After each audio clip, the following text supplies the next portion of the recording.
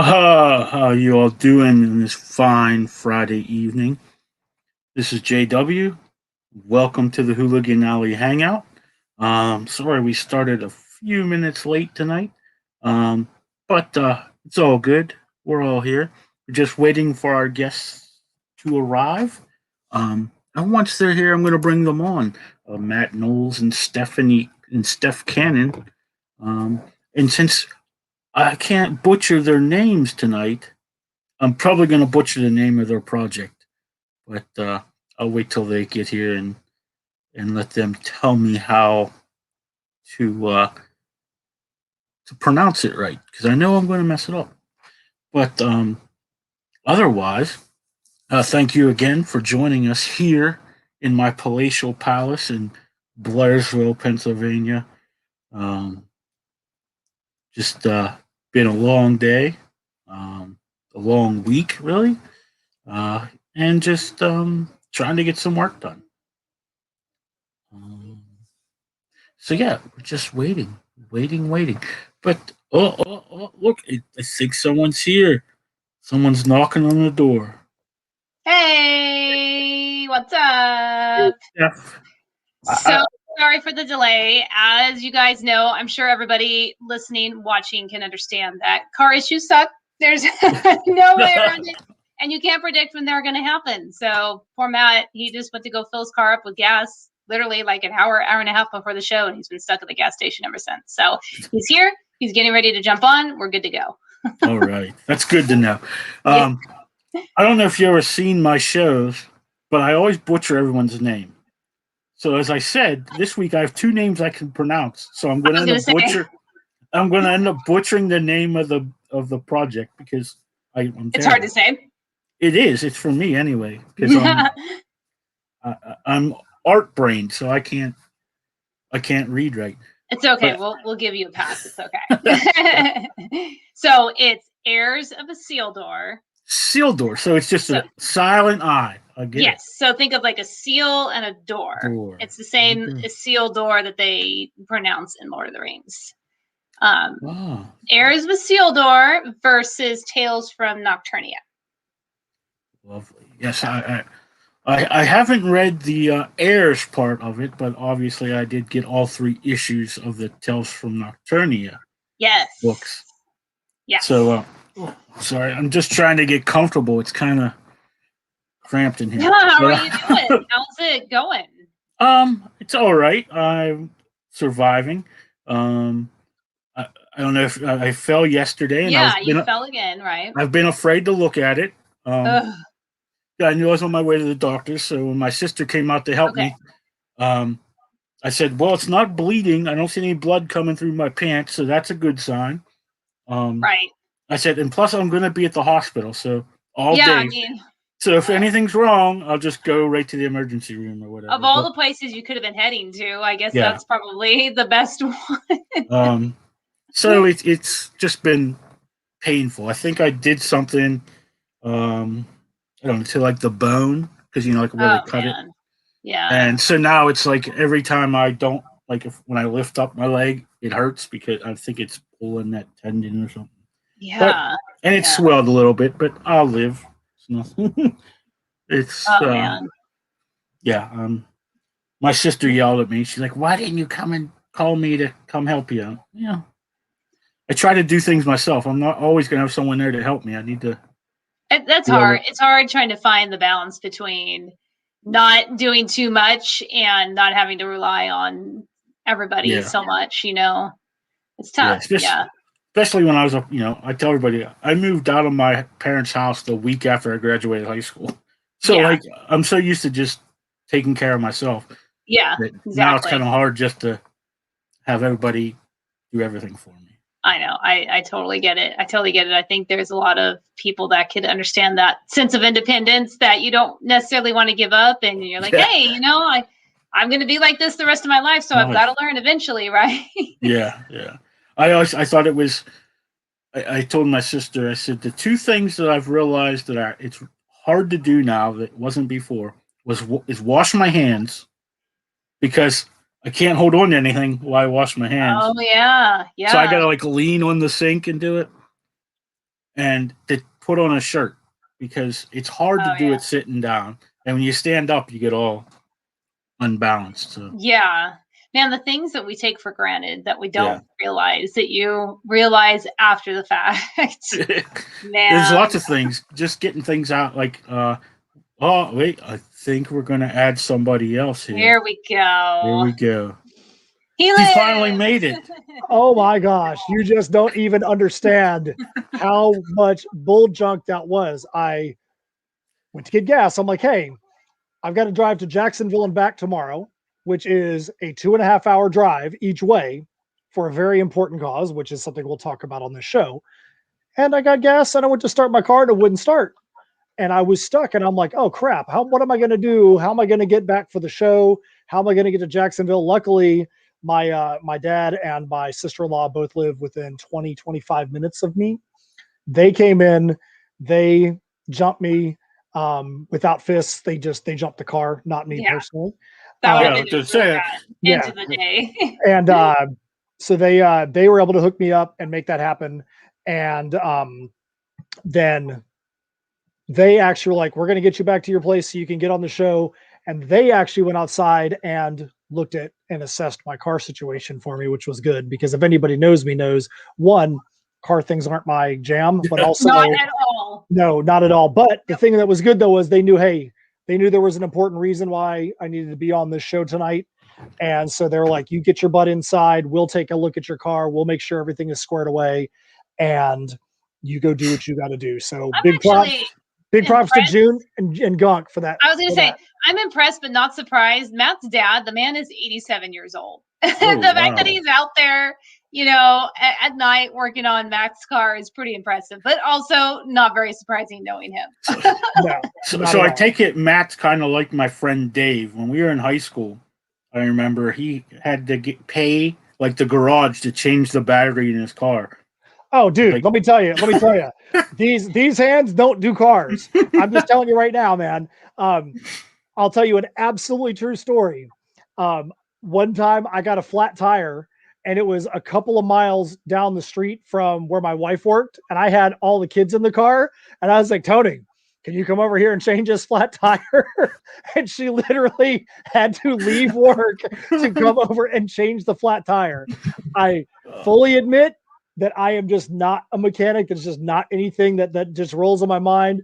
Granted, I'm a guy that has got 100,000 Legos in my living room. I don't have a problem with building things, assembling things and all that, but me and car mechanics have just never gotten along.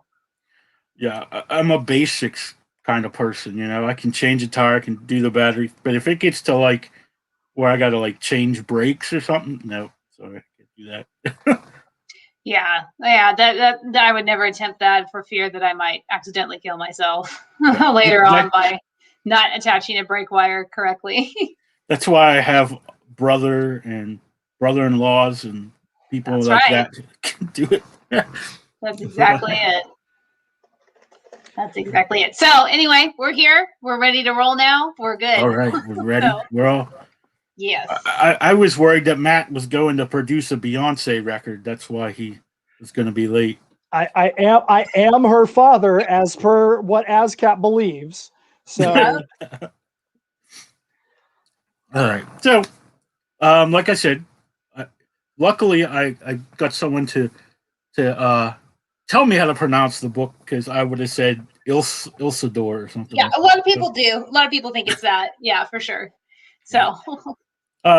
So this is a project where it's your two properties really coming together to fight. Kind of. I mean, that's the the idea you get from it. So just tell me a little bit like the backstory and like how this project came together, or what we can look forward to in this. So with Heirs of Isildur versus Tales from Nocturnia, it kind of happened by necessity. And what I mean by that is we had Heirs of Isildur and we had the first album. And though that album and that story arc, the 11 issues for the Crossroads Conundrum, all fit together completely tightly. We did a Kickstarter for Tales from Nocturnia 1, and then we did a Kickstarter for Heirs 11 and the trade. And then after that, we did Tales from Nocturnia 2, Tales from Nocturnia 3. We had every intention of doing this Kickstarter prior to Tales from Nocturnia 3 in the trade. But because of the pandemic and because of just the momentum that we had going on with Nocturnia, we didn't feel like it was going to be the smartest business move for us to switch gears right in the middle, because people really seemed like they wanted us to get to the conclusion of Nocturnia.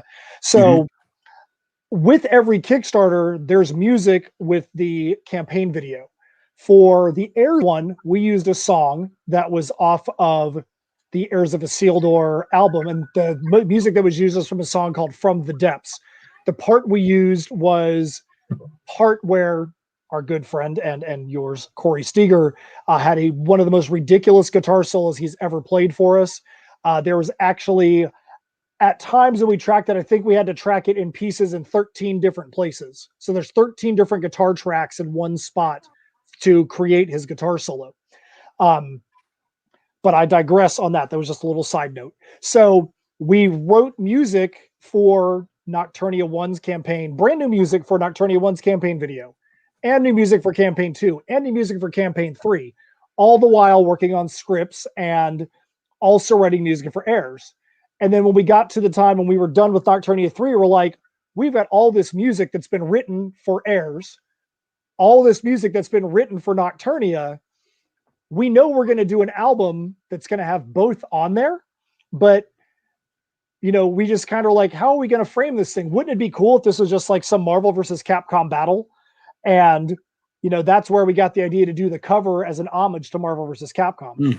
It's not really something where you're going to get this and there's going to be some big fight scene between both IPs in the comic. It was for the album, the allegory of, you're going to have a record and you're going to have 5 songs for Heirs on one side. You're going to flip it over and have 5 songs for Nocturnia on the other. Which one's going to be the side that's going to win out in your mind? It was just, make a big deal about the fact that you've got half and half for these two entities. Nice. No, I don't know a whole lot about the Heirs, like I said, because I didn't come into the second issue of Tales of Nocturnia. So anyone who hasn't been around, like you said, there's 11 issues to Heirs, right? Correct. Yeah. So I mean, that's like a, for someone coming in, it's like, wow, that's a lot to catch up on. Is there a way that people can catch up? Like, do you need to know those 11 issues going into this? Because I know you do have a comic along with the record. So is there like, do you need to know everything that happened in those 11 issues to know what's going on in this? Steph, do you want to take that one or you want me to take that? Well, I guess we both can. We definitely thought about that because we wanted to make sure that anybody backing this campaign wasn't going to go, oh my God, 11 issues, forget it. I don't have that kind of time. What Nightmare Scenario is, which is the title for the comic, is it's a bridge in between the first story arc, which is the 11-issue Crossroads Conundrum, and the new story arc that we will be working on soon, which is called Perilous Prospects. The way that Crossroads Conundrum ends is very ambiguous as far as the fate of main character Michael Isildur. You don't really know if he's alive or dead, or if there's something kind of in between all that that's going on. And so we wanted to really address that before jumping into the next story arc, so that when fans start reading the next story arc, they don't go, oh my gosh, I have to read about all this stuff that, I just want to get right to the story. I want to get right to what happened. So that's what this is. It's kind of like a one-shot bridge to tell you and explain what happened to this character. And that way, when we start the new story arc, people can jump right in. We do have a trade that collects all 11 issues. But we are going to have a couple of things in there that is going to explain enough about the characters and what's happened to them that somebody that wanted to read that would have enough of a basic understanding to read that and understand what's going on. Right. And one of the things too that, because Steph and I asked that question to ourselves, because like you said, it's a lot to go back and need to know.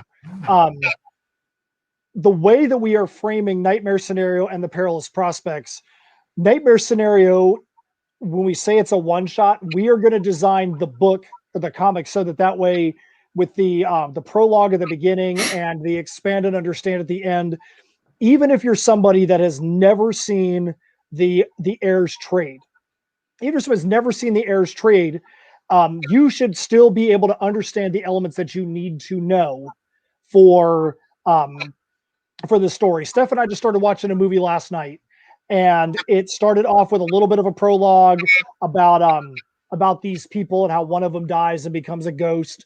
And there's a situation where a girl is like 4, next thing you know, she's 18. And we even talked about that. We're like, you know what? There could be an entire whole arc for this movie. There could be an entire prequel movie to this that could explain everything that's gone up to this point. But for this movie, you don't need all that other stuff to understand what's here. There's certain elements you need to be able to understand it and enjoy it. That is how we're looking at this arc, where yes, you are going to want to understand, and you are going to want to understand the dynamics between Michael Isildur and the characters that are there. But you may not need to understand it in the way that the Heirs of Isildur, the Crossroads Conundrum arc frames it. One of the good things about the way that we are doing this this Kickstarter is the last few pages of the issue are going to be the song lyrics that go along with the songs on the album. You could be somebody that is not into metal. You could be somebody that wants nothing to do with the music. But the way we have designed the songs on this album, the first 3 songs especially are called The Perilous Prospects of Shadow's Haven, The Perilous Prospects of the Portals, and The Perilous Prospects of the Timekeeper. Those are basically the 3 main elements that come together over the issues in the Crossroads Conundrum. And we try to explain in the lyrics to those songs, here's basically what the summary is of the 3 main entities that take place in the Crossroads Conundrum. So the song lyrics as well help you to understand and kind of frame out the environment that is going on in this story. The way you explained it, I see it not story-wise, but when we were younger, when the first Star Wars, we just called it Star Wars. It wasn't A New Hope. When it came on, it was already episode 4. Now, you watch those movies, you didn't really need to know what happened in those first 3 episodes to understand that movie. They give you enough information in that story to know, this guy, Anakin Skywalker, he was trained with Ben Kenobi and something happened and, Darth Vader became evil. And so, you didn't really need to watch those prequel movies to understand what the story was in that movie. And exactly. That's a great way to describe it. Actually, we may actually use that because we never even thought about that. I'm a huge Star Wars fan, but you get like the crawl at the beginning of the movies that kind of tells you everything about it. Yeah. But yeah, you've got it. You understand it completely. Well, and the one thing too that the way that Heirs was originally written, and we've got some friends of ours that are like, hey, the style of the original Heirs wasn't really my style. They wanted to see more of what you got in Tales from Nocturnia. Tales from Nocturnia is a full-on comic. There's a lot of action, a lot of craziness, especially issue 2 and issue 3. It's just, they're completely bonkers, complete medieval madness. Heirs was originally written as an ebook that was turned into an illustrated novel. And then I was trying to turn it into a comic, but it took Steph and I linking up and Steph being like, hey, listen, I'm a comic writer. If you want this to actually be a comic, this is what you need to do. And she kind of had to forcibly make me do certain things. Before Steph, there wasn't even word bubbles in there for text. It was all literally written like a book with captions all over the place. So we want to make sure people understand when it comes to the comic nightmare scenario that you're going to get a comic story that is very similar to what you would have gotten out of Tales from Nocturnia. It doesn't mean that the plot is the same, doesn't mean anything like that. Just you're getting an actual comic story with comic pages. And then at the end, you're going to have a couple pages of Expand and Understand, which is going to explain to you who all these characters are, because you're going to come across a lot of characters. It's going to explain to you what these characters are, what their significance is, and then you're going to have the song lyrics. We're doing this because we want, and one of the things we like to say is, if anybody is a Lord of the Rings fan, if you look at The Two Towers and Return of the King, The theatrical version of Return of the King is completely different than the extended edition of Return of the King. There's an entire scene that was very controversially cut out of Return of the King because Peter Jackson said, I didn't want to start off movie 3 with 30 minutes of ending movie 2. Yeah.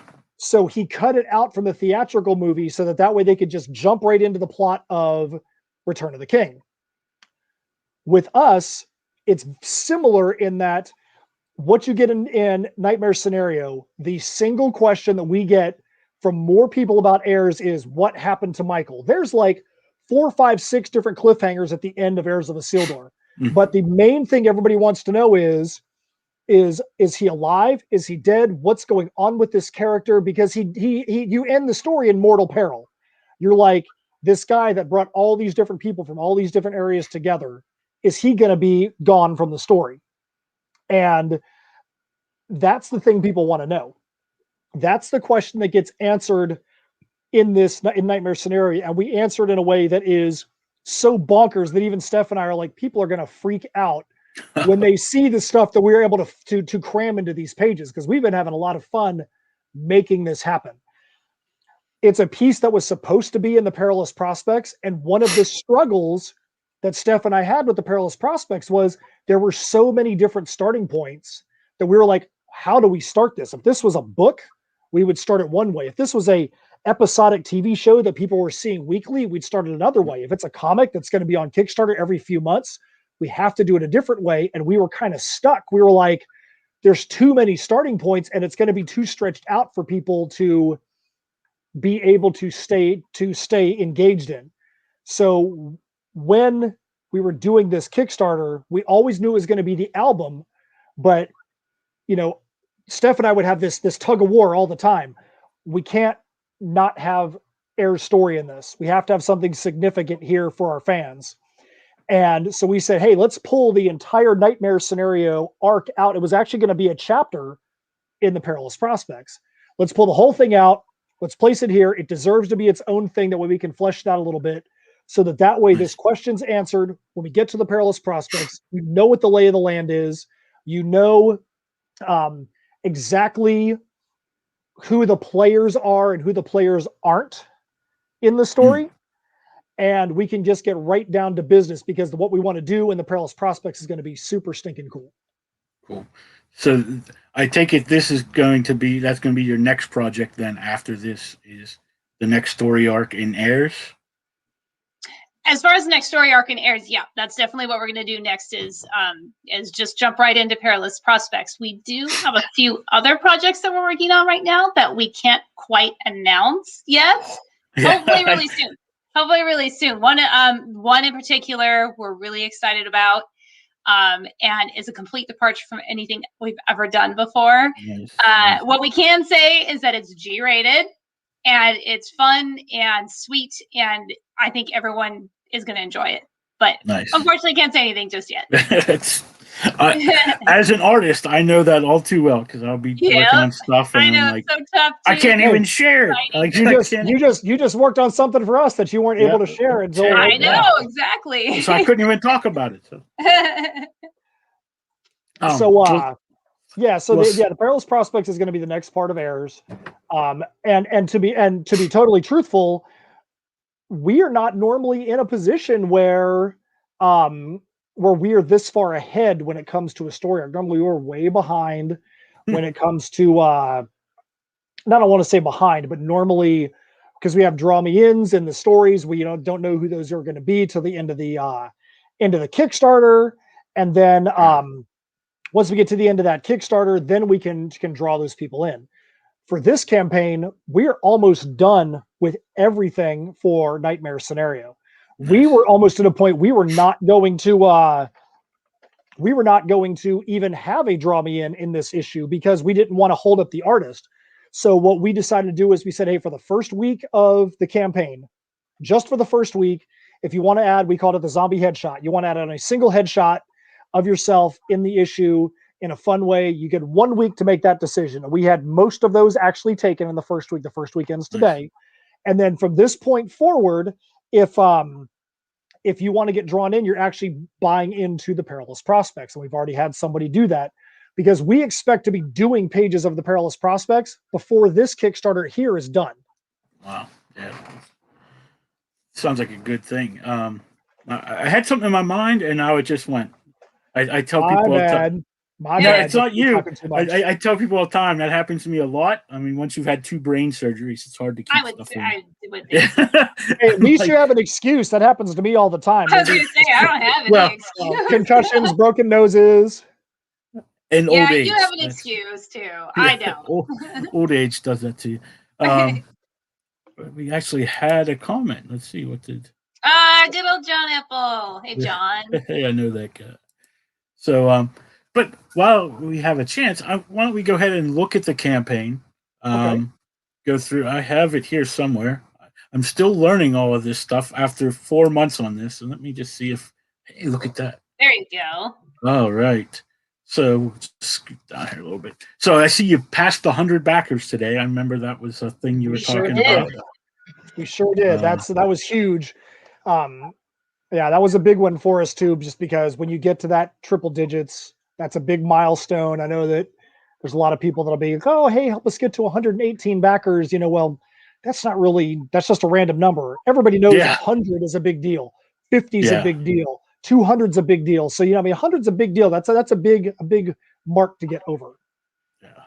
And obviously you funded in the first 45 minutes last week. First 40 minutes, it was the craziest thing. It was crazy. It was, and it was fun because I was in Florida. So we were sitting there in Matt's office and we were just laughing we were just looking at each other and laughing because we're like, I can't even believe this. This is, we had a good feeling that it was going to be a good start. We had talked to a lot of friends and fellow creators that we knew were going to try to back day one, but you still don't expect for that to happen. I mean, we made $2,000 in 20 minutes, I think. Yeah. It's just like, like I said, I came in at 11 o'clock when you launched and there was already, I think 15 backers and you're over $1,500. And I'm like, holy crap. I just came in right when they launched and they've already. It was so fun because we had several people that were trying to be number one. They were trying to be the first backer and they're like, I tried to be number one and I got in and I was number 11. And we're like, I don't know. It was really fun to see those numbers tick up. We haven't quite, we've always had a good start, and historically with most campaigns, your first 48 hours are the most successful. So we're used to having that kind of uptick in those first few days, but nothing ever like that. It was crazy. It was awesome. Yeah. I mean, I literally, as I was doing my pledge, I was just watching the numbers go up. And I love that. We do that with other people's campaigns. It's so crazy. We think about ours now. Yeah. So, I love it. So anyone who backs it, they're already funded. So you're guaranteed to, you're not going to back it and then, oh crap, I really was looking forward to that. Yeah, exactly. Yeah. So, then this is just talking about the campaign. And I know we had mentioned that there is albums with this, and they're actually albums. They're not just MP3s or whatever. So we're going to have MP3s and we're going to have CDs, but the person that now is right here above me in the Brady Bunch, the Hollywood Squares setup, we always knew we were going to do this album. And she was like, hey, if we're going to be doing the album, which we know is the next thing, I want us to consider vinyl. And my very first thought was, that's a silly thing to do. Why would we want to do that? Because I knew it was a big collector's market, but I'm like, I just didn't even, as the musician, you would think I would have wanted to do that. But she was the one, hey, I'm a collector. This is what we want to do. And as we pulled the onion peel back and looked at the research on it, I mean, we know, vinyl's coming back. Like, it's crazy. It's huge. We know record labels that's their big transcending records, the artisan era. That's one of the biggest parts of their brand is their amazing collectible vinyls that they do. And as we looked into it in 2020, there were more physical pieces of vinyl sold than any other media. You go to Walmart. Yep. Like I go to Walmart and they sell more. There's more vinyl records there than CDs. I mean, out in that cheap, $2 bin or whatever. 62% of revenue last year from physical media came from vinyl.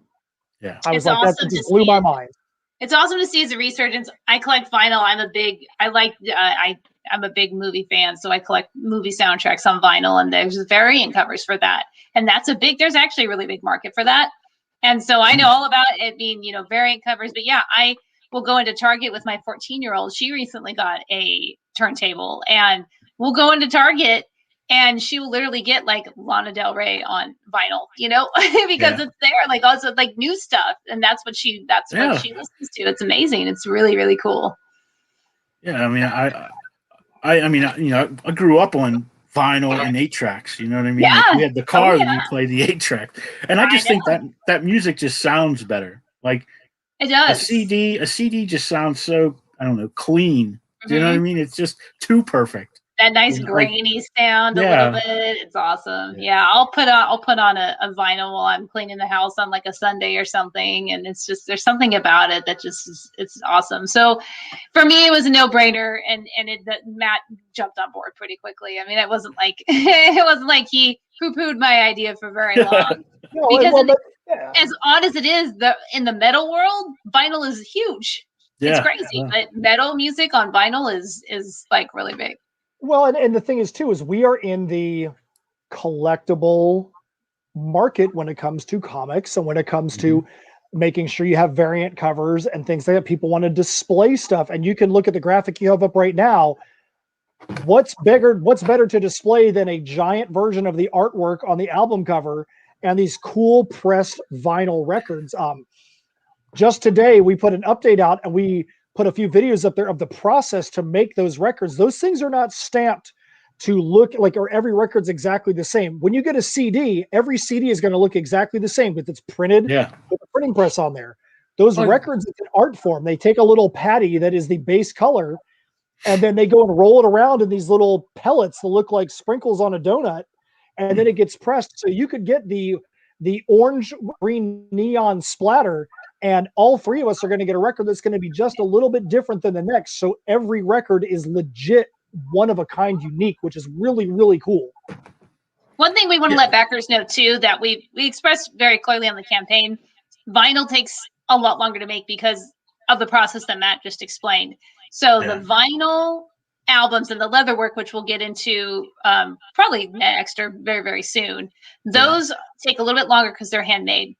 So we let people know those are going to be a couple months later, but we don't want everybody to wait for all of their stuff. So the things that we have in hand, we're going to send out right away. So you'll get, if you got a comic and a vinyl record, you're going to get your comic first, and then when the vinyl record is done, you'll get that in a separate shipment. We're not going to hold on to your stuff for any longer than need be. Yeah.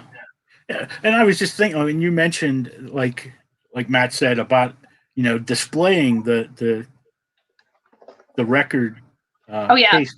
I just haven't think, like, if you ever watch like Jimmy Fallon and his bands, he always has like a record, even like whenever records weren't, he'd always have like the vinyl thing to show you of the thing. And I was like, I always noticed that, one of those weird things.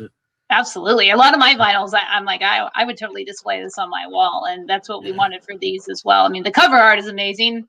Ren and Shody did the cover art for our little battle there, and like Matt was explaining earlier, there's 5 songs that are based on around Heirs, and 5 songs that are based around Nocturnia. And what we thought would be really cool is to do that Marvel versus Capcom, and that's what you're seeing on the showdown cover there that Renan did. It's just it's kind of a what if type of thing. Marvel's doing what if, so that was what we did too. Nice. And then we've got some stretch goals here. Michael's expanding top hat. So Matt, do you want to talk about the stretch goals that we have going on there? We could, absolutely. And I'm doing something little sneak in the background, because what we can do is, I've got the page up and I've got the graphics for releasing Corey's cover. Yes. So we could take another look at it. You could actually have an expanded version on your side, but I'm actually putting the graphics as we speak. So there'll be a time when I can just say, hey, go refresh the page, and the whole page is going to be set up with Corey's graphics on there. Oh, nice. Awesome.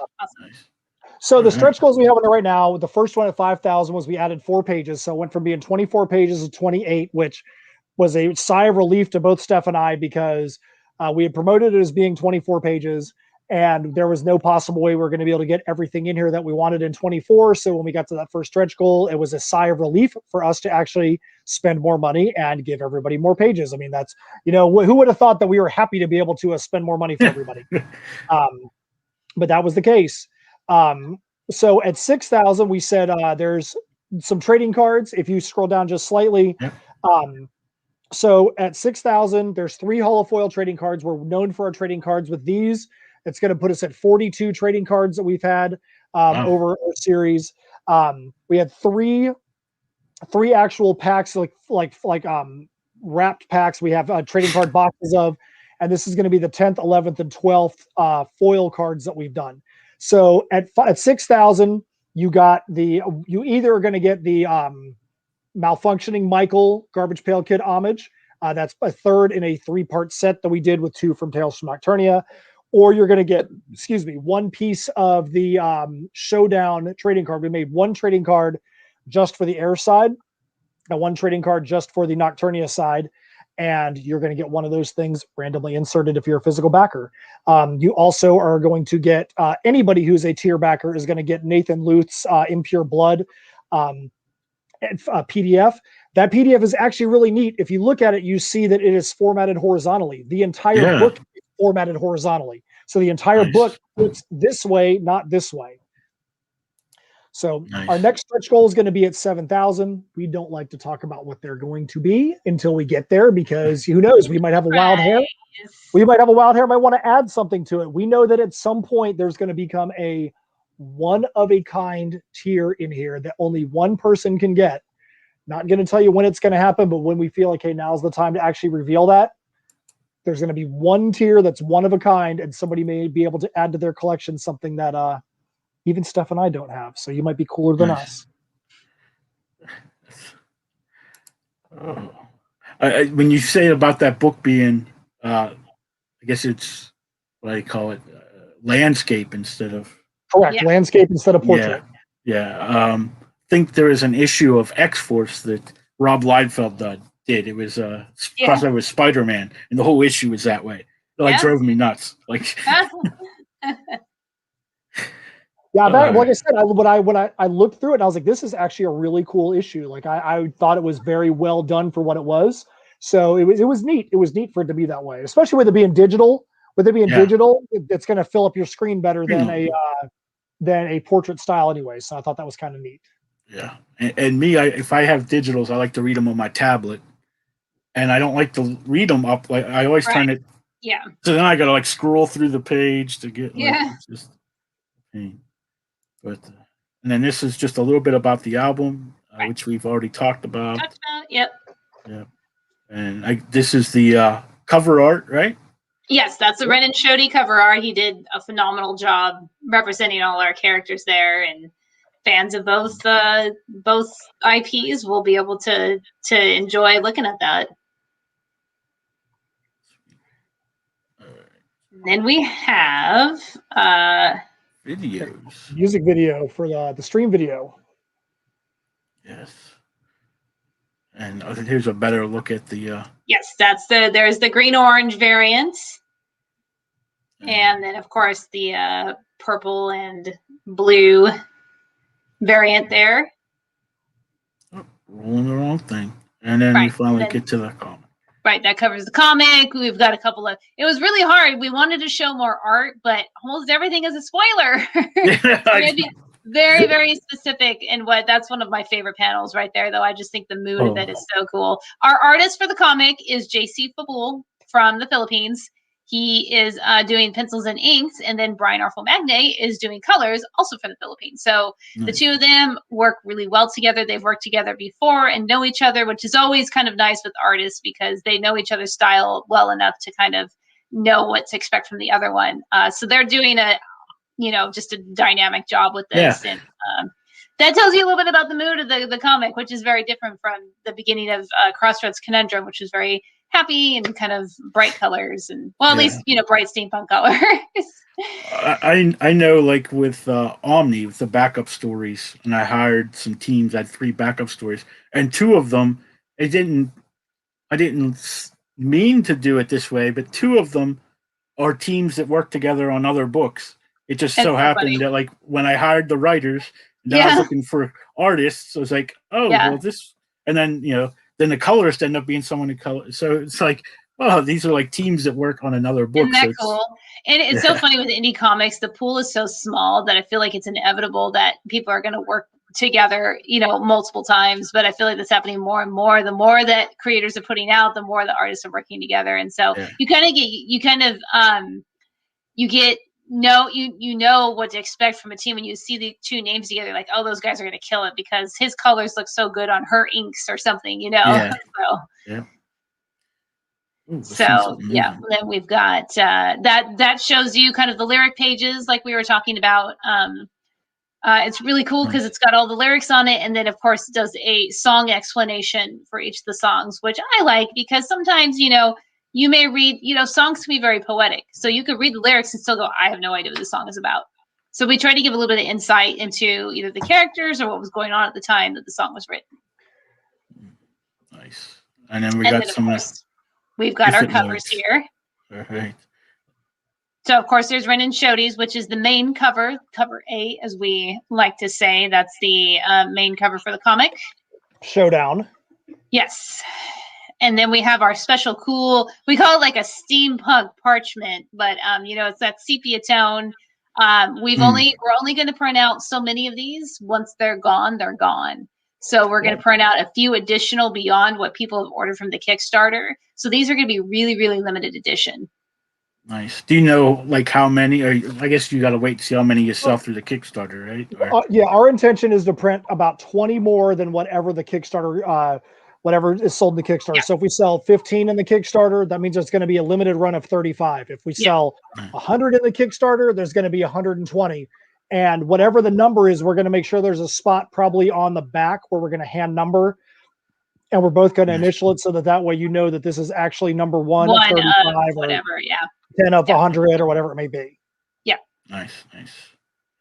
And then of course we have Walter Osley. So for we've done two of them now for Tales from Nocturnia. We did, and this is of course a GPK homage. Matt is a huge Garbage Pail Kids fan.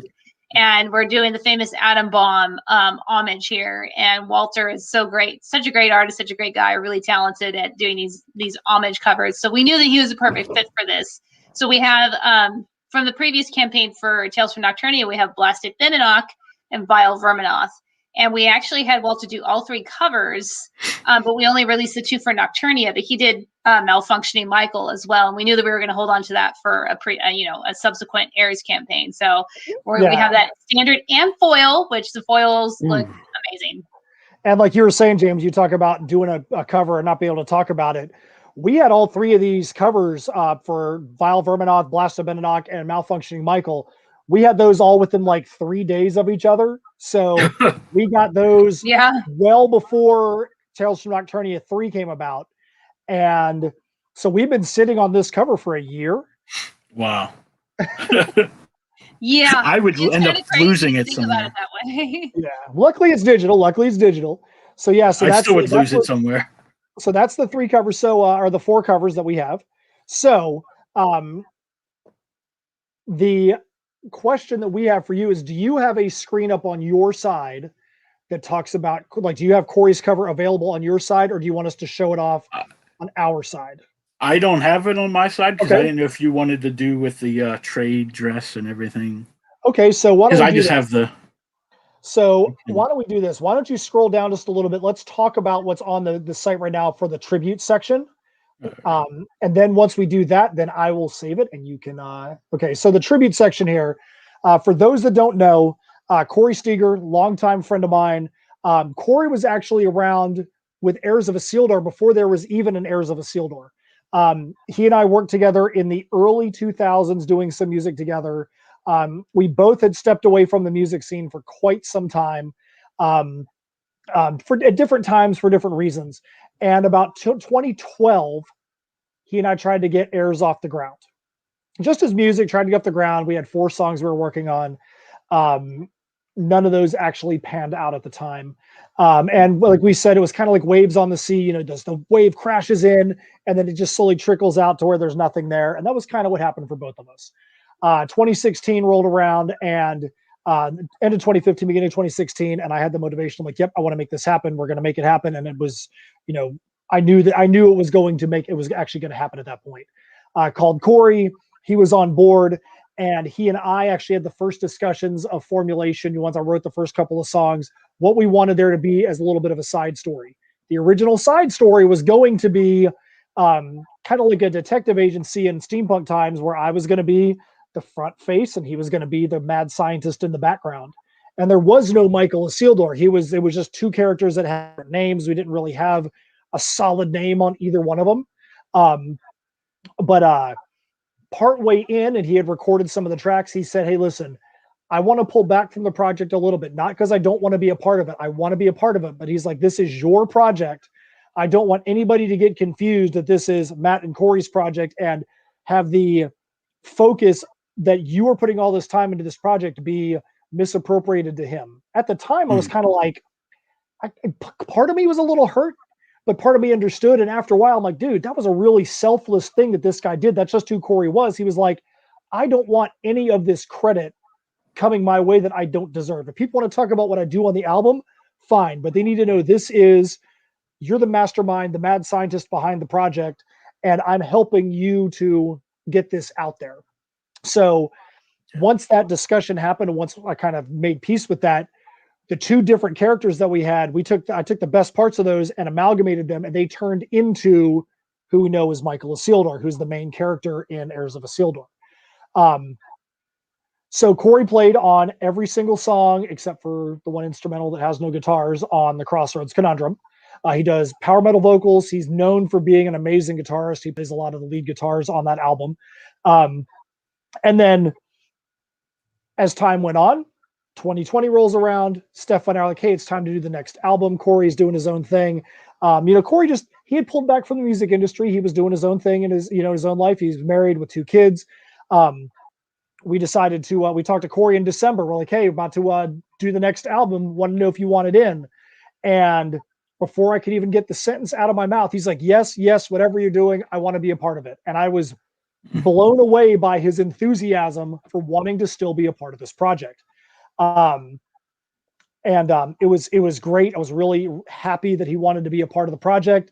And to make a long story short, to be pertinent to what we're talking about here, Corey came down on March 6th, recorded all the tracks that he needed to record for this album. I wanted to do more than we did that day. There were a couple spots I wanted him to record vocals on, but he heard the vocals and he was like, I'm not doing that part. He's like, your vocals sound perfectly fine. You need to go with your vocals. I am not recording that spot because there's no reason for me to record on something that you actually sound perfectly fine on. And if you listen to The Perilous Prospects of Shadow's Haven, which is the first single that's out, Corey has one very small vocal spot in there. He was supposed to do more vocals in that song, but he was like, nope, your vocals sound fine. I want you to leave them. I'm not going to record over your vocals with something that sounds good. So that was another one of those, hey, I could do more, but I'm going to be selfless and not take those things from you. Nice. So he was here March 6th. On March 17th, unfortunately, he lost his life in a tragic accident. And when we say tragic, he literally could not have been doing anything different. He was just sitting in his car and tragedy befell him while he was sitting at a light. And it was pretty tough news. It was very it was interesting the way that we found out. Corey had been, if you look in the picture, you see right in the middle, you have a picture of Corey and I. And then to the right of us, you see he and a guy are holding up Tales From Nocturnia. Yeah. That's he and his friend Rick Lobb. Corey was like, hey, my friend Rick wants to come down. Can I bring Rick with me? Rick's a good guy. I'm like, sure, I don't have a problem with you bringing Rick down. He had been trying to get Corey and I to Rick and I to meet for a long time. This was the first time that we had ever been able to set foot in the same place together. Rick is an awesome dude. I had told Steph, hey, when Corey and I do this session, I want you to be on video chat so you can be a part of the session.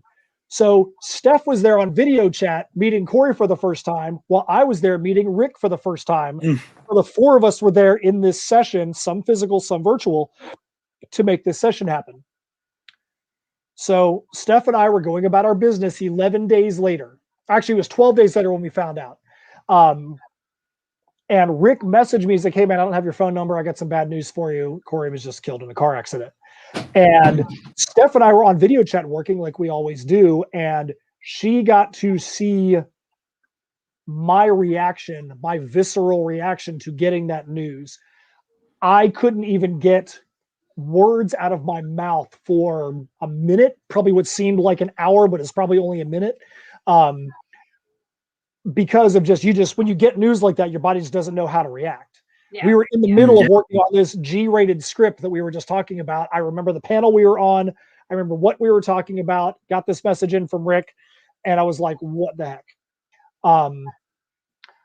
So as soon as that happened, we knew we were in a very interesting position because we now have the last tracks that this guy has ever recorded in his entire life. Corey was a founding member of Under Oath. He hasn't been in Under Oath for quite a while, but he was a founding member of Under Oath.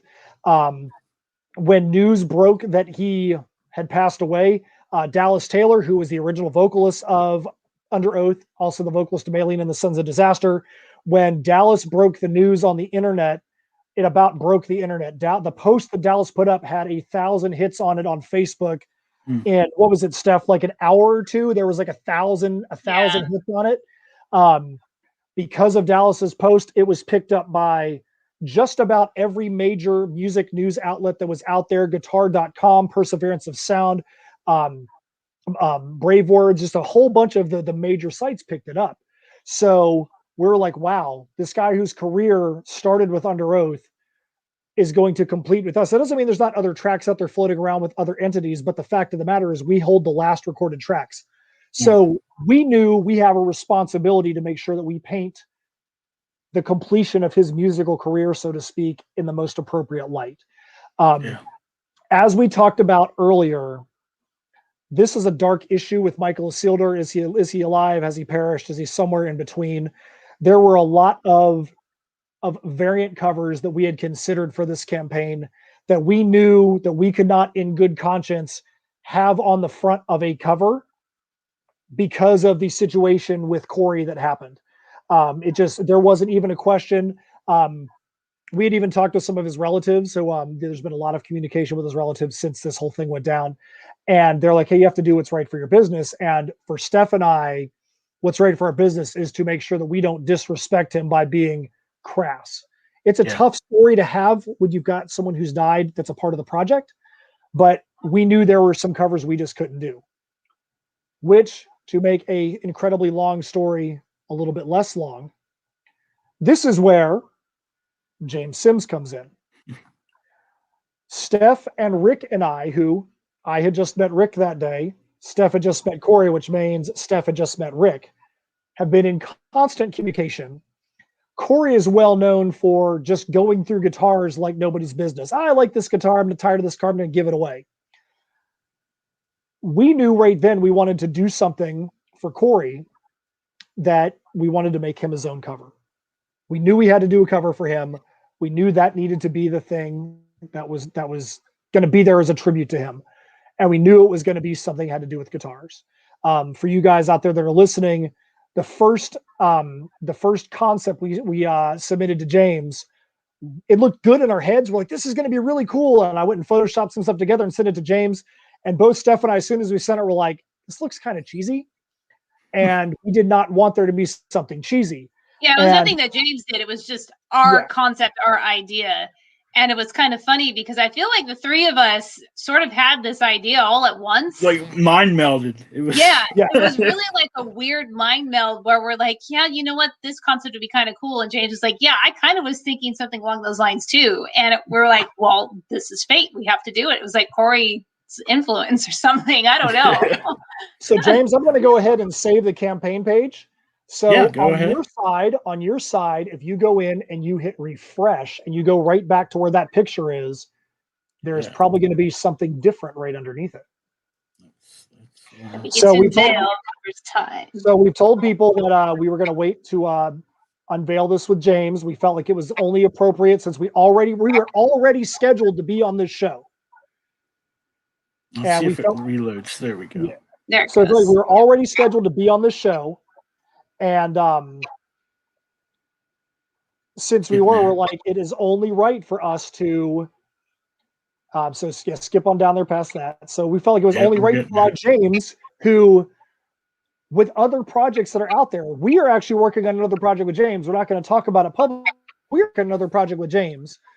And he knew that we needed to get this cover done as soon as possible. Yeah. So James did some great work. We got the cover back a couple of days ago. We were able to run it by Rick, who Rick has been involved in the entire time. We were able to, we said the other day, we're like, hey, we got this thing back. One of his sisters, Stacy, messaged me. She goes, hey, do I get a sneak peek? And Steph and I were like, if a relative wants a sneak peek, we're not going to see it. We're not going to withhold it from a relative. No, you can't see it yet. Yeah, no, sorry. So we showed Stacy, and she was blown away. She's like, have you shown my mom yet? I'm like, no, we haven't shown anybody. You're the first one.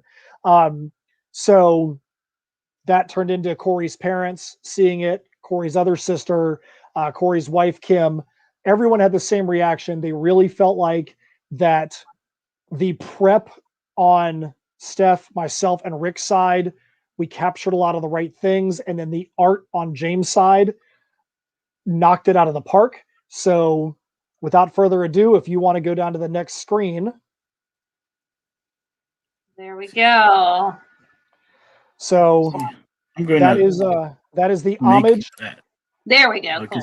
Yeah. That is the homage to Game of Thrones and the Game of Thrones throne, except the throne itself is made of Corey's guitars. Now, obviously, every single neck that is up there in the back is not one of Corey's guitars, but the vast majority of the guitars you can see on the throne are ones that actually he has played or he possessed.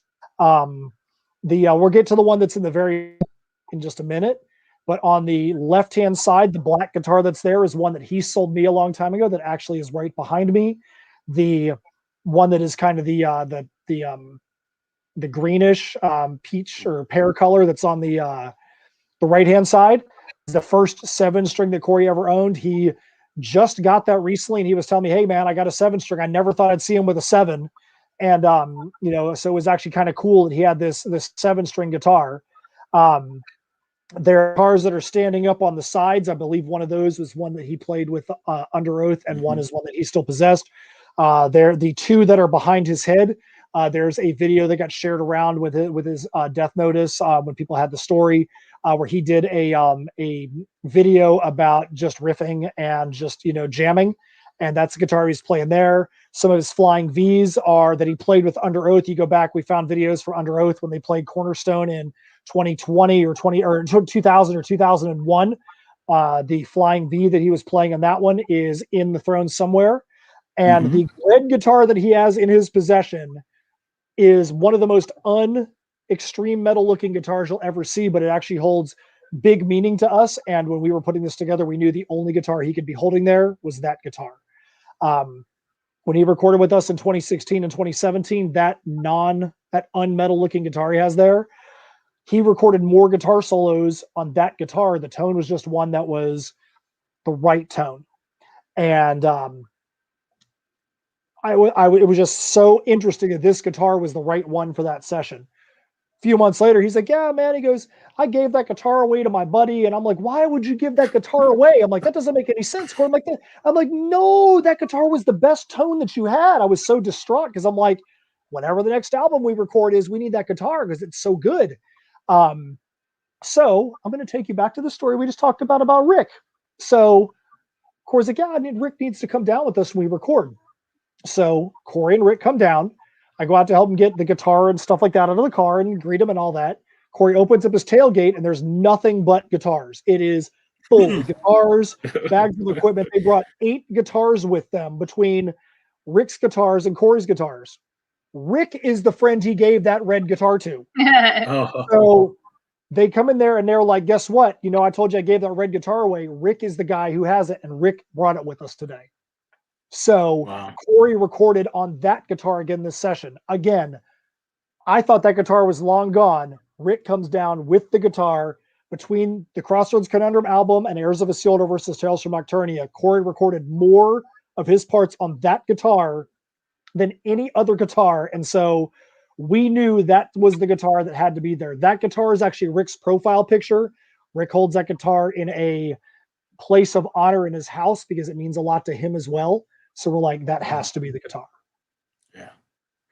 Yeah, I remember when we started this, and just you trying to find the pictures of the guitars, and then for me to try to fit them all in there. Like a lot of them are doubled, just so I'd have enough guitars to fill that. And then I just Googled guitars to find other ones just to fill it in. Oh, absolutely. And so there's some little things like when you look at the throne, like underneath of them, I know like there's some other guitars. There's a weird guitar in there that I found. I just thought it looked neat, so I added it. And it was a guitar made out of like one of those old metal like kerosene cans. Yep. Like they're square. Yeah. And it's a guitar made of that. So like you look like behind his, I guess it'd be his right leg. This looks like a gas can. And it was just some little things that I was able to add into there. And like the microphones making up the side. Like if you look at the actual Game of Thrones throne, that's where there's sword hilts make up that. Yep. And when I was looking at it, I was like, that just looks like microphones. So I just, drew microphones in there to kind of give it the same look. And like we said when we were designing it, like the guitars that you gave me to use, they're all colored.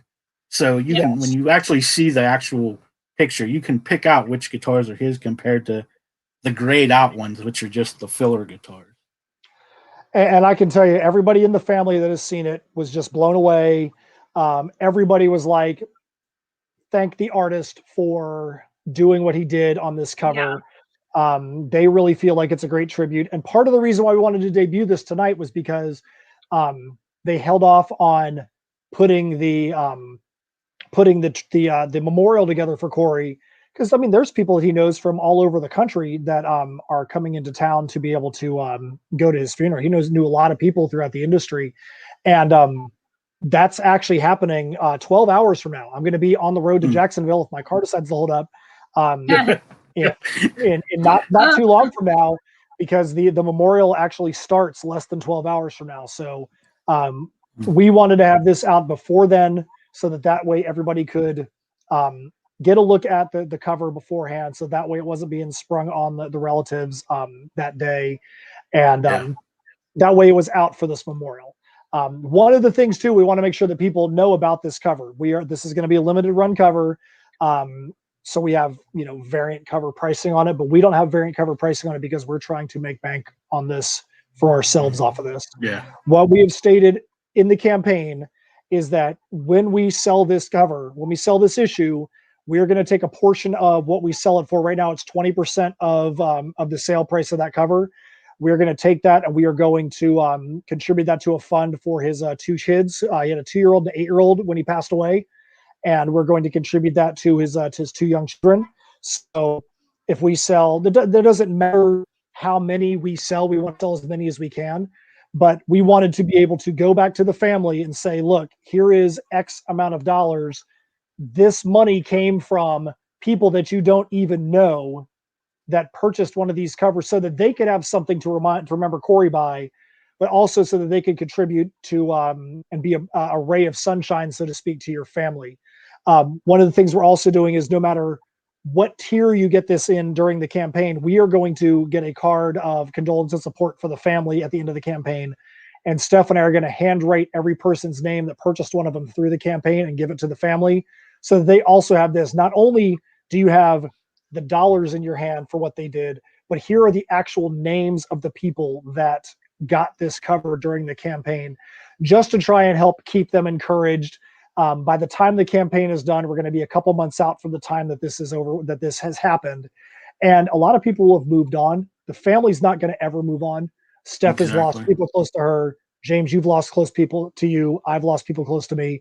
You never really truly move on. There's always reminders. And we want to let them know that there are still people out there that are going to have this there as a remembrance of him, that's going to be able to carry on. Yeah. Like I said, whenever it was just an honor that you guys asked me to do that because, like I said, I lost somebody really close to me almost a year and a half ago now. But one of the things that helped me and still helps me is I was able to do like a little tribute thing. It was just a bookmark, but it was something I could make and be able to give to her family and friends. A lot of people tried to say, "Well, how much did you want?" I was like, "Nothing. Just give me your address, and I'm going to send it to you." Yeah. Like I didn't do it for it was just something, um, you know, that to something I did for her, and then like last year, her birthday's in September, and she passed away 2 days after her birthday. That So sucks. last year, yeah, well, she committed suicide. She was having a lot of problems, but so last year for September, she was a cosplayer. So I tried to do it every day, but it didn't turn out. I took one of her cosplays and I drew like a sticker, and then I could get those printed, and give those to her family and friend. This year I was thinking about doing like trading cards. I'm just trying to think of something to do every year just to, help. It's just something nice to. Yeah, to I keep. remember that actually really well. And her Scarlet Witch cosplay, I remember you posting about her. And so it was kind of, I mean, not only because you're talented, but we just knew, it's just different when you've actually been through it yourself, you're going to give it a little bit of a different touch. That's not to say that somebody who hasn't lost someone close to them, which most people have at this point, but if somebody hasn't, they're still going to be able to understand, but it's just a different level of a different depth of feeling that comes from when somebody that can understand, hey, I know what this is like, so it was a no-brainer for us to have you do this cover. Yeah, and I think it's a little different when someone's taken unexpectedly. Yes. Instead absolutely. of, being sick and in the hospital for months. Yes. Now, like my mother passed away last year, but she was in hospice for like they thought she would die like that day. But she ended up holding on for like a week and a half or something. So you knew it was coming. Prepare yourself it wasn't. for it, Yeah. So like I got to go to the hospital and say goodbye to her and everything. Whereas when Courtney passed, I was the last person to talk to her. Like it was at 6:00 that night, and then I ended up taking a nap. I woke up at 9, and she wasn't answering me back. So somewhere between those 3 hours, it happened. And and I was. So I mean, I understand that, and that's why I was happy to be able to do this for the family, and I was glad that they liked it. Like that was like something I was worried about. It's like of course. Are they gonna like this? Am I doing this justice? For because it's not somebody I personally knew. Like I got to know him through you and Matt, and and so I was just like hoping that it looked like him for one thing. Oh, I think the likeness is amazing. I mean, you absolutely nail the likeness, and I know. I mean, I'm no artist, but I know that that's difficult. Not every artist can do that, but his likeness. I mean, for his family to literally say that their jaws dropped, and that's a legacy that they're going to be able to keep forever. When inevitably the strongest memories are going to stay, but the smaller ones are going to start to fade away as time goes on. But this is something that they're going to be able to hold on to forever. It actually gets me emotional thinking about it. That's something that they're going to have forever. Multiple of them were like, "Oh my goodness, that is the smirk that he'd have on his face." Yes. They're like that. They're like, I can see him making that smirk. And there are some things on here that when we were talking with Rick, we wanted to make sure that we really had on this cover. One of the things Corey was known for, and Rick pointed it out, was that Corey always wore ridiculous socks. Corey was a skater. He was a surfer, and he always had like the high Argyle socks or goofy looking socks on that just didn't make any sense with what he was wearing otherwise. But that was part of what his style was. And Rick was like, he's got to have the silly socks on. And so we said, hey, let's do some socks with some polka dots on there. The socks, if you look at the cover, the socks have nothing to do with what the rest of his look is.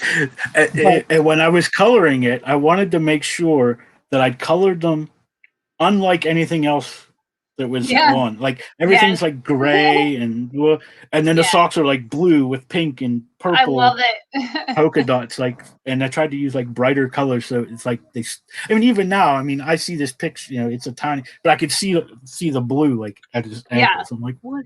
I think his bad. That was the first thing I think his sister and Rick, I think both said was they're like the socks, and they just knew that was part of him. I'm the same way. I don't wear normal socks ever. They always have to be goofy. So that was something that we had in common. Yeah. Well, one of the things too, if people look a little bit deeper, you see there's some letters on the socks, and Corey, to a fault, every time you talk to him on the phone, every time he did a phone call, love you, bro, love you, bro, love you, bro. And I mean, it was something that I knew, it was something that Rick knew, and we wanted to find a way to get that onto the cover. And I remember talking with Rick, and I was like, oh my goodness, I'm like, we need to get that on the socks. And as soon as I said that, it was like I was punched in the chest. When I told Steph, when I told Rick, we all were like, oh man, that was just brutal. We knew that that's what had to happen. And so when you got it under the socks, we were like, it's a subtle way and a subtle reminder to get it on there, that there's just these little nuances to him that we needed to have on there. This wasn't just a guy that we heard about 18 years ago from being in Under Oath. This was a guy that we had a relationship with and was a part of what we do. As Steph will admit, and not like there's anything she has to admit, but if you were, Steph and I do a lot of events together, and outside of my name and her name, Corey's name was uttered more than any other name ever at our table, because Corey's on the first CD, and people would ask me, did you play all the music on the CD? I'm like, I played about 95% of it, but the other 5%, well, I mean, there's a couple other guests, but the other major chunk was Corey. And so there are some people that are like, oh, Corey Steger from old Under Oath. Oh man, I really liked the original Under Oath. And they would buy it because they remember him from back in the day. Nice. Yeah. So, it was just, that was a name that was uttered more than any other at our booth. So it wasn't like, so Steph probably knew him before she ever met him that day. Oh yeah. Yeah. The name precedes him. I heard all kinds of stories, and when you are as close as Matt and I are, and you work as closely, you just hear about each other, other people in each other's lives. You get to know them even though you don't know them. It's just one of those things. It's just an interesting thing about human interaction. Yeah. Like I said, I really enjoyed working on it, and I was worried because another thing was right when I started this, the whole thing with my book kind of went haywire, and I was like, do you really want my name attached to this? Because at that point, that was something that was really, I mean, that's kind of, I had some bad days last week, and it was part of that was that. And it was we know your character, we know who you are, and the type of person and artist you are. So it was never, I don't even think there was ever even a second in our minds where we were like, ooh, there was never anything like that at all. Just, there are some people in the industry who have a reputation, whether it's true or not. There's just a reputation associated with their names. Maybe they brought it on themselves, maybe they didn't. But regardless of that, you tend to want to stay away from them, because it's not that you're going to diss them or anything, but it's just, hey, I don't want to associate with this person because I don't want any of that drama coming back on me. We all know those people or companies or whatever the case may be. But that's not the case with you. Definitely not. Well, and the thing is too, that I will say, you manned up. You're like, hey, I made a mistake. But one thing I will always say is, I'm not going to defend the action. Hey, you said there was some tracing and you needed to fix it, but you manned up and you took responsibility for it, which a lot of people won't do. And I respect that in you for making that admission. And the thing that I try to get across to people too is, hey, a lot of us think we have tough times. A lot of us think we have struggles that are going on. But like literally, how many times did you almost die during the campaign? I mean, how many people start a campaign with a certain amount of body limbs and end the campaign with less body limbs? I mean, Yeah. there is a very, very, very small number of people that can say that they've gone through what you did. That's not an excuse for the mistake that you made, but it's understanding you felt a responsibility to your people to try and make the issue come out on time, and you just took a couple of shortcuts that maybe you shouldn't have taken, and now you realized it, and you're coming good on it. And I think people understand that and they respect that. And so I wouldn't be beating yourself up anymore on it. Just say, hey, I made a mistake. Everything is getting better. Every page that comes in now that is done without that shortcut is one step closer I am to being finished with this project. So look at it from a positive light, not from where you can't change the past, you can only change the future. Yeah. I just know that, like, I was worried about that. That's like, because I did have to, like, some person I'm not going to name, who I thought was like one of my best friends. And he was like, I want my money back, Oh, man. and he was like, he had pledged a good bit. And I'm like, wow, I just had to shell all this money for a new artist. And now I got to, like, there was more than him. There was a few people that, like, decided they wanted refunds. And I'm, like, yeah, it is what it is. I get, but yeah. Anyway, enough about me. But like I said, I really enjoyed working on this. I tried to get it to you guys as soon as I could, really, without going too fast, because I didn't want, I could have had it out probably in a day, but it would have looked like I did it in a day. Well, I'm glad you took the time that you did. It's still out in the beginning of the campaign. It's still out before his memorial service tomorrow, and it looks great. His family loves it, and that's all that matters. Yeah. And let me go over here. And so let me see. There was something. Was there anything else in here? Just those. We didn't. Yeah. So you know what? I know. Yeah. That's right. You want to talk about those, Steph? You want to talk about these? I know you're a big fan of Harrison, as am I. But so GB Leatherworks are our leather maker friends. It's Harrison Hansen and Martin Irish, and they're really good friends of ours.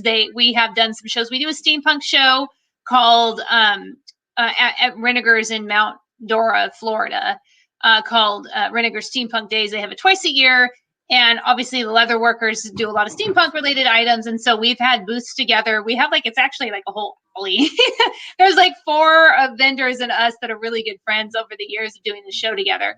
Anyway, we have done a lot of leather work with these guys, just because we're in the business of, we want to have unique collectibles that people can't find with any other campaign. And we've been really successful with that, in a large part thanks to Harrison and Martin, who have made incredible things. They did leather gauntlets for us, and of course, as a lot of people remember, during the last campaign, they did the leather Dragon Lord masks, which were these massive masks that people could actually wear and put on, that were just amazing. So this time around, we knew we wanted to do something with them, and we kind of put our collective minds together and came up with some turntable mats. They go on top, and just kind of are there when you don't have a record playing. But we've got 2 designs. We've got the Heirs Gears symbol, and we have the Nocturnia dragon symbol. And the cool thing about these is Harrison was actually able to find some paint that's glow in the dark to do with these. It's not an easy process, but he is doing it as a Kickstarter exclusive. So these are glow in the dark. We actually have a video of them spinning around with the glow in the dark, and it looks it's amazing. actually just underneath this picture on the campaign. There's actually a video right there. Yeah, there you go. And it's and the great thing about these too is, if you're somebody that's like, well, they look cool, but I don't have a record player. Well, that's okay. These work perfectly to hang right on your wall. That little hole right in the middle there, you can put a nail and hang them up on the wall, or you can prop them up on your desk or on a bookshelf or something. These are just as good decoratively, just hanging on a wall or just hanging out in your house than they would be on a turntable. So anybody can get these. Or it gives you an excuse to buy a turntable. Exactly. I mean, they're not that expensive. They're not now, and and they have such cool ones too. I got Matt one for his birthday, because I'm like, look, if we're gonna do vinyl on you've got to be able to hear your own album on a turntable, and you should be the first one to listen to it, not like the 5th or something. So yeah. how can you be a musician and not have a turntable? I think maybe you had one, but it was like archaic and not working. Well, because I've got an office full of musical equipment He and was using other it to. stuff, and That collects a lot of things, but yeah, vinyl wasn't one of them. But I think it is going to be now.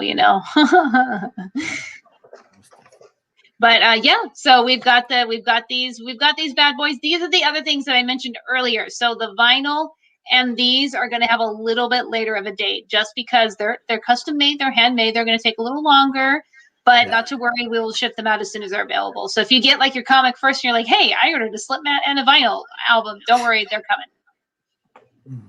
And then, of course, we have the glow in the dark guitar picks, which is it's such a small item, but these are just so cool.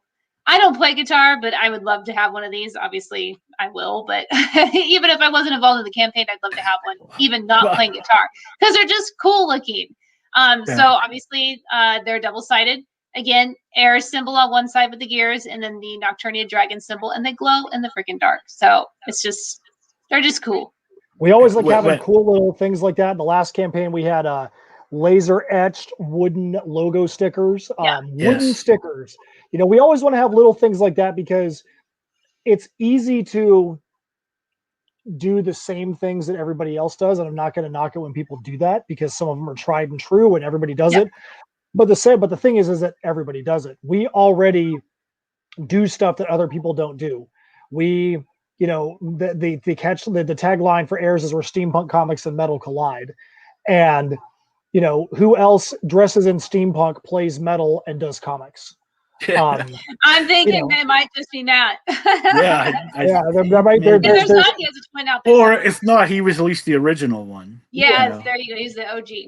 Some people might get two of the three, but they might not get them all.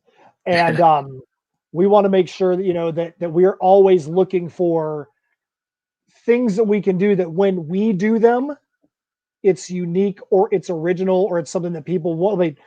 Like there could be something like the next time in 5 months, people say, hey, that was cool what In Symmetry Creations did. I'm going to do that too. And we're going to be like, well, now we have to stretch our imaginations a little bit more and move on to the next thing. But we were the first. We were the first. And we do, you know what? We do see that with some things. We've seen some people that have done stuff similar to us afterwards. But, imitation is the highest form of flattery. So, we figure we must be doing something right if somebody looks at something and says, hey, I like what those guys are doing. I want to do something like that too. Yeah. I just remember when I was looking at the campaign the first day, and I seen those guitar picks, and I was like, oh, that's cool. That's kind of, it fits with their theme and everything. Yep. And I was like, oh, I'd like to get those. And I'm glad I didn't look at this before, but it's the first 50 backers get them. I was like, yay, I'm getting guitar picks. So. Absolutely. Yep. And then after that, we have them for our elite tier people, which elite tiers are anything over anything 59 and over, which means if you get a tier that is equivalent to the 2 vinyls or bigger, or if you get a tier, then you add on some stuff. There's been people that have gotten a smaller tier and then added on like an Heirs trade or something like that, and it made their tier before shipping $59 or more. Then that also qualifies as well. Nice. Yes. And then this is the draw me in tier. So you're saying like today is the end of the first week, right? Correct. So to be drawn into this issue, that ended at 11 o'clock this morning. Okay. So there's a few people that took up getting that in here, or getting the headshot in here. If you pick a draw me in tier in the campaign, you're actually buying into the Perilous Prospects, and that's good that we're doing this now, because we need to be able to plan. Like for Tales from Nocturnia, we actually had to write in full characters that we didn't expect were going to be in the issue, or we're like, oh man, we have this guy and we could turn this character into such and such, or we need this character over here. And so, we don't have as much room to do that in Heirs, because Heirs is, in a medieval story, you've got armies and beasts and all this kind of stuff, and people are getting killed and new people are coming in, blah, blah, blah. That's not Heirs. So we have a much more limited cast. And we're like, we need to know beforehand if somebody's going to be getting a named character that's going to have some dialogue. We need to make sure we can fit him in a way that is organic. And it's not just like, hey, here comes, Bill Bilson around the corner that nobody even knows who he is. Why is he even in here? And it's just, it I don't want to say corrupts the story, but you're like that. It takes you out of the story because they just added some cheesy person in there. Every person that is in Nocturnia, we already knew that character was going to be there. We just didn't know that character was going to take on a life of their own and be an actual human being. Well, I just think that the next story we do has to have a character named Bill Bilson now. Billy McBilson. His brother, Phil Filson. Oh man. So and of course we've got the add-on. So we've got the great thing about Kickstarters is they have that add-ons option now. So if you are going and you pick a tier and you go, hey, but wait, they had that one cool thing from that last campaign. We've got them on hand. As you can see, we've done face masks, which of course for the last year and month or so has been required pretty much anywhere you go. We've got these really super cool face masks with the Nocturnia dragon symbol and a whole bunch of shirts and previous covers from past issues, both the foil covers and the homage covers. So if you wanted to add on any of those, Kickstarter makes it really nice and easy. But of course, if you needed help with something, you can reach out to either of us and we'll help you. My brother coined a phrase a long time ago that said, you never want to be in the sales prevention department. And if somebody's like, hey, I see you guys have this other thing, but it's not on here, you don't have a tier. We've actually had people write us and they're like, I want to get these things, but I don't see them on the cape. We've literally gone up there and either created a tier or just today we had a couple things that oddly enough were not in the add-ons that were obvious items. We went and added them on for that person. We'll do what we can. We'll figure it out because if you have something we want, we are going to facilitate you getting it. We are not going to be in sales prevention. Yeah, I know in the Omni campaign, I had a level where you could create a character that would be in later books. Like you'd get a short story at the end of this issue, and then the character could be, continued in other books and stuff. And I think that was snagged up really quick. And I had someone message me. He's like, hey, I was really interested in that tier, but you only had one of them. And I'm like, well, if you want it, I'll add another one. Like, exactly. That's no problem. Like if you're gonna like pledge that money, I'll make it for you. That's exactly how we are too. We are not going to tell somebody no unless they're asking us to do something completely ridiculous and I don't know, life-threatening or something. But otherwise, we're like, yeah, we'll make that work. If somebody is asking us for something, we're not gonna turn them down if it's within our power to make it happen. So James, if you scroll yourself up to the top, it looks like we had a little update to our over while we've been on this campaign. See, we are now at 6419 with 102 backers. Our first three campaigns were in the 5,000 range. Our last campaign blew them out of the water. And was I remember. And this campaign is exceeding our expectations, not from a dollar amount, but from a reception amount. We've the amount of money we got in the very first 40 minutes was just insane. The amount we got in our first day was more than we actually made in our entire first campaign. Like I said, our last campaign was 10.5, and you never know. Who knows if we make that? If we do, great. All we care about are the people that back us going to be satisfied and feel like it's money well spent. It doesn't matter if it's 102 backers or 500 backers. We want to make sure that everybody feels like they're getting what they think they're getting from us, and they enjoy the product and they feel good about what they get. And that is what motivates us. Our tagline is that we operate under, our mantra is, we want to create characters that people can relate to and universes people want to escape into.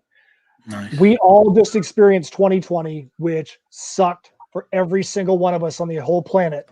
There's not one person on the planet other than the billionaires out there that can say, hey, 2020 was awesome. There was a lot of people. We can just look at my kids and Steph's kids as a great example. I live in Florida. Steph's kids live in California. Florida has been open for a lot longer than California has. And there became a phrase, the California kids, because California kids were like on house arrest for a year. Yeah. And And if there was ever a group of people that needed to escape from the crappy existence that people put on them, it is people that were stuck because of COVID. So that really, it reinforced our mantra. We want to create stuff that people can be like, man, I really need to escape into that story for a little bit. I want to go be a part of that universe. I want to feel it. I want to believe in those characters. I want to root for those characters and see where they go. And that was another one of the things that said we have to get back to Heirs, because Heirs of Isildur at its essence is about a bunch of people. Every main character in Heirs feels like they are alone. They are on an island. Yes. Nobody has any understanding of the things that they're going through.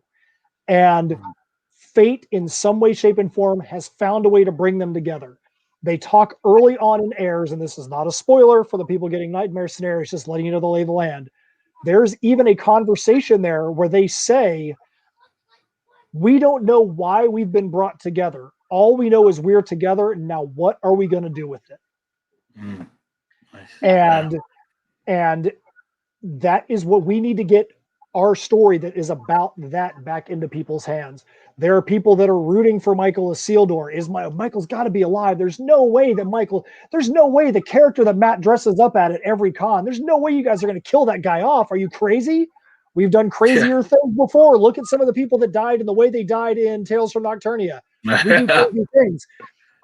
People have said, well, maybe it is the end of Michael. The story is called Heirs of Isildur, and maybe it is about his heirs. Maybe it is about Merc and Shiver and Remnant and Syndrome and those people. Maybe we're going to follow those people's stories. Maybe we're going to go a whole totally different direction that nobody's thought about. Maybe we're going to do all of it. Maybe we're going to do none of it. But there are people that have invested their time in these characters, and we have to get back to them.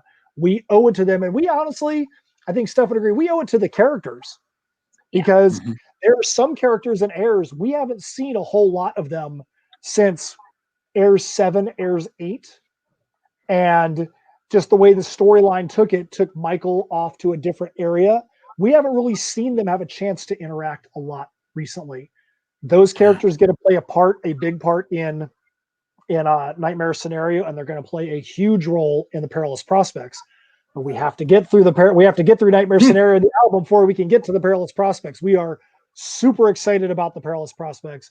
We are super excited about the album. We're super excited about the music. We are super excited about the other people that are on the album with us. We've got, obviously, about Corey. We've talked about Corey. One of my good friends, Zach Leeser, however you want to say it, one of the best guitar players I have ever been around in the tech metal world. The guy plays more notes per minute than should be legal. My hands cramp up watching him play. If you're watching this and you've never heard Zach Leeser, go look him up. Zacleaser. The guy is a freak of nature. He is inhuman. I believe that there is something robotic or something cyborg about this guy. Zach and I have wanted to get onto an album together for a long time. Zach gets to play guitar solo on 2 different songs on this album that both are just nuts. Violinist Andrew Polo, who is he's on the single that's out, The Perilous Prospects of Shadow's Haven, and he'll be on one other track. Again, Andrew, savant level violin player, literally a one-man band. The man plays 5 or 6 nights a week as one man playing to tracks or singing and playing violin at restaurants in the Central Florida area. We also got Fabio Grimdrap. One of my seminal bands is the band Trollfest out of Norway. Trollfest is one of the most ridiculous, have fun, silly, nutty bands you'll ever see. And they're an extreme metal band that has an accordion player and a saxophone player that play the whole time. It's just wacky stuff. Wow. My good friend John Espen Sagstad, aka Mr. Seidel, asked him, "Hey man, do you want to do a guest solo on this album?" And he's like, "That's not really my forte, but I know somebody who will want to do it." And that's Fabio Grimdrap, our other guitar player. So he hooked us up with Fabio. Fabio laid down a completely wicked solo on the song Something Sinister This Way Comes, one of the Tales from Nocturnia songs. And it is super catchy, super awesome. Then we also have 2 guys from the production side of things that got a chance to jump in. Kyle Weston is our mix guru. I don't trust my ears. Like, I'll do the recordings, but I need somebody that's really got the right ear for the mix. And Kyle is an amazing, amazing guy when it comes to that. And he was able to drop a guitar solo on one of the songs. And then Brian Eckerman, who is also a accomplished musician in his own right. He's been in multiple bands. He has his own solo project. I think he's released like 7 albums himself. He is our mastering engineer. He's the one that takes the mixes and actually makes them have the full scope of sound. And he is really, really, really good at what he does. He was actually able to finally drop a guitar solo on one of the songs, and the song that he is on actually holds very special meaning. It's The Perilous Prospects of the Timekeeper. That song actually holds the very last tracks that Corey ever recorded in his entire life. The last vocal track that he ever recorded, he laid down, was the very last thing we did. He looked at his buddy Rick and he says, "Hey Rick, you want to try out some vocals?" And I was like, okay, sure. I didn't know that this was a part of the plan. Rick got behind the mic, and Corey has a very old school King Diamond power metal, hit those high dog note things. Rick got behind the mic and he did a track, and Corey looked at each other and we're like, what the heck just happened? We're like, that sounded like you were behind the mic, and Rick did a perfect Corey impersonation behind the mic. And so not only is the last piece that Corey ever recorded, does he have his friend Rick on, but when Steph was just in town, Steph, do we want to tell him this? When Steph was just in town, we were talking about the last pieces that Steph was going to record, because Steph, as you can see from the intense metal that is just emanating, the beast from the west, Steph Cannon, you can tell that when you think metal, you think the bestial sounds that come out of her behind the mic. That's right. This mic right here. And I can tell you that Steph has got 3 or so songs where she gets behind there and is able to drop in some backing vocals to spice up some spots. And we were getting ready to record, and I said, is there any spot that you want to be a part of? And she said, that spot record. I already told her that I'm in that spot as well, filling out some of the octave ranges. Yeah. She's like, I would like to, it'd be cool if you'd let me be on that spot too, so that way it shows the unification of Corey and Rick of us, and her and myself on that spot. And still, if you're feeling led to do that, so Steph was able to jump in. It's only a few second part, but it's not the length of the spot. It's the meaning of the spot, the heart behind it. And so yes, so she gets to jump in on there. Rick gets to jump in there. We had a lot of fun just getting as many people as we could on here. Yeah, nice. Yeah. It was a lot of fun, and it was odd recording something with a voice that is no longer with us. It was a little odd, but after this, kind of the beauty is this new friendship that we have with Rick. Matt and Rick didn't know each other at all, and now they have this common bond. We have.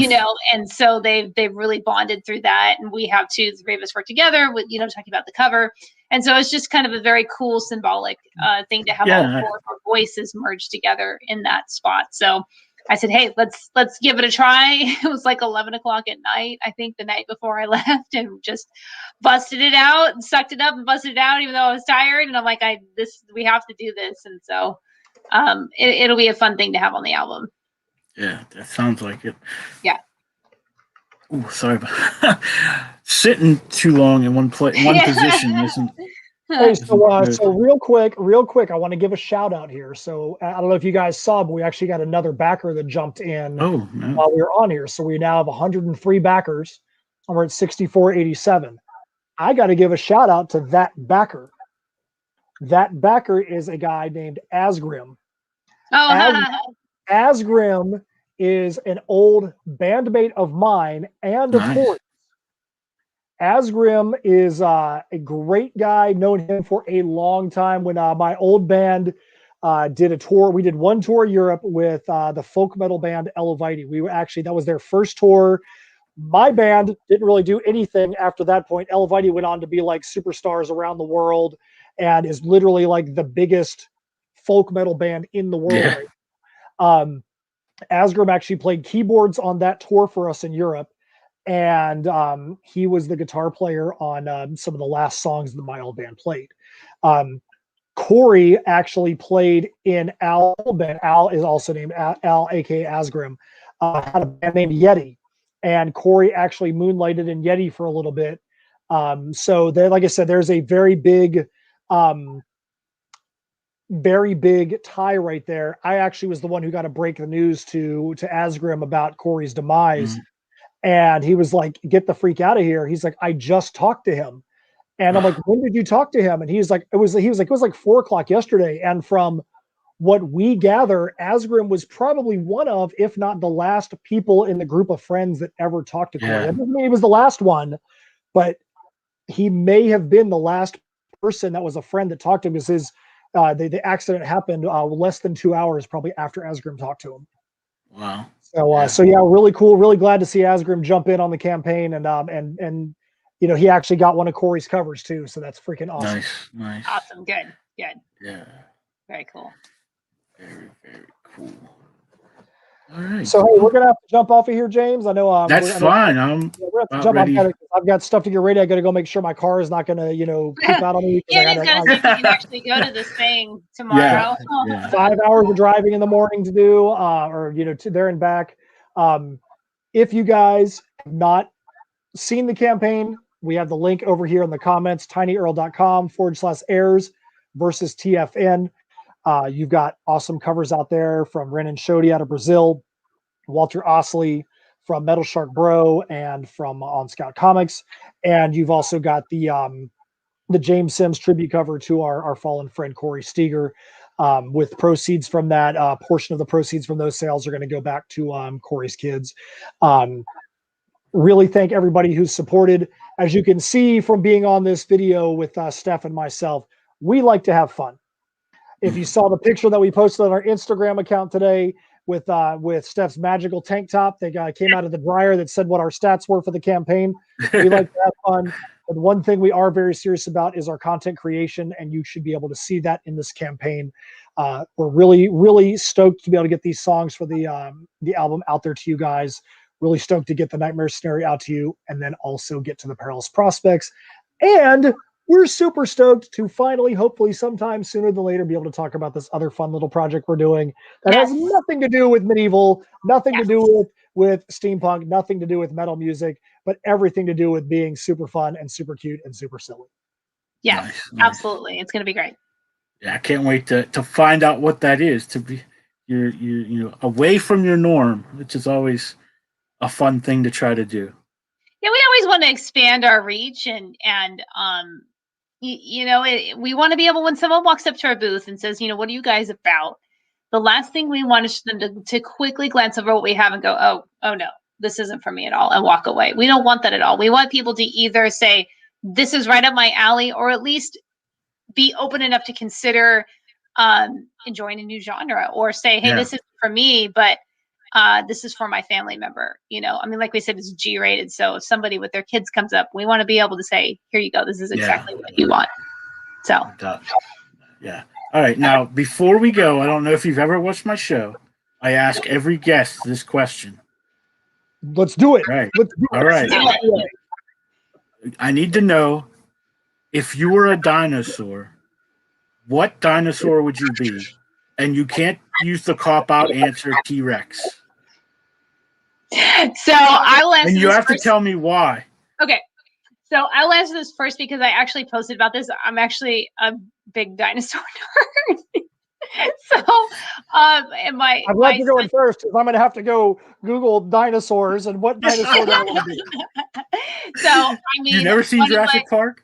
Well, that's one of my favorite movies of all time, is Jurassic Park. I was a dinosaur nut as a kid, and my son, we read to our kids every single night until now. They're like, Mom and Dad, go away.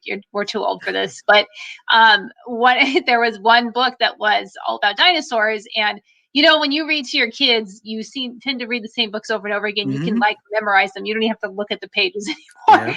And so he had this one fact book about dinosaurs. And I posted something on Facebook the other day saying, I will forget why I walked into the kitchen, but I can remember that the dinosaur with the longest name is Micropachycephalosaurus. And the interesting thing about Micropachycephalosaurus is that they're one of the smaller dinosaurs too. So they have this big long name, but they're a cute little dinosaur. So I like to say that's kind of, if I was to be a dinosaur, then I would want to say I'm pretty, as Matt will attest to, I'm pretty small. So I'm pretty small, but I like to be larger than life. So that's what I'd be, is Micropachycephalosaurus. That's the first person I've had say that. I'm probably the only. It is the only person. So Matt, I think I would probably be. I think I would be Grimlock. See, he's a T-Rex, though. You can't say it. But he's a transformer. He's a transformer. That's what I'm saying. I'd be a transformer. I'd be a Dinobot. I'd be a Dinobot. But if I had to pick one that wasn't a transformer, I would probably say Triceratops, because they have the coolest looking head, and their head looks a lot like our Dragon Lord mask. That's my answer. But I tell everybody I'd have to find a meat-eating Triceratops.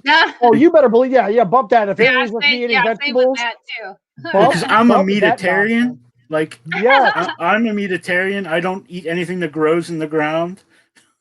Well, I'll say this: I'll eat stuff that grows in the ground, but I better have some stuff that that used to breathe, because I lettuce just doesn't cut it for me all the time. Yeah. I mean, I'll eat vegetables, but I need freaking meat, man. I need me a steak. I always tell people, like, if I am going out to eat, I'm not going to pay for a salad.